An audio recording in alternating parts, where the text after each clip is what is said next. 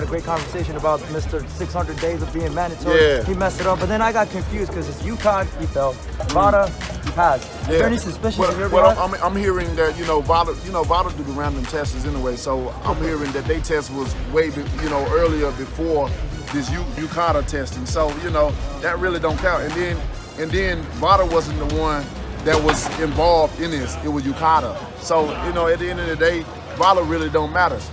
This man had anabol in his system.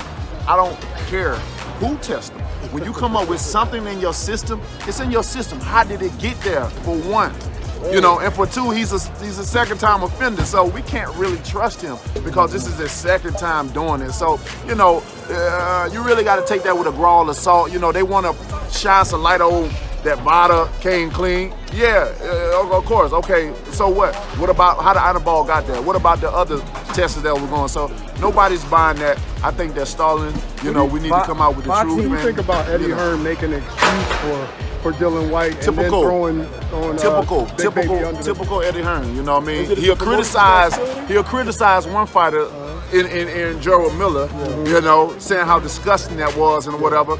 But when it's done to him on his side, it's like some hypocritical stuff. Is it the promoter's responsibility to tell the fighter that the other? Yeah, definitely. It's everybody's responsibility to tell the next fighter. Come on, man, we're risking our lives in there. Exactly. Come on, man. You got two fighters. We got two fighters that already lost their lives.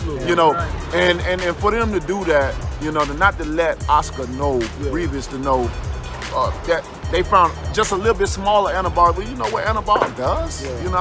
I didn't really understand what it was until all the facts came in. And then you start doing research, and that's a hell of a drug to be taken. And I think he deserved to know. At the end of the day, I don't care what happened.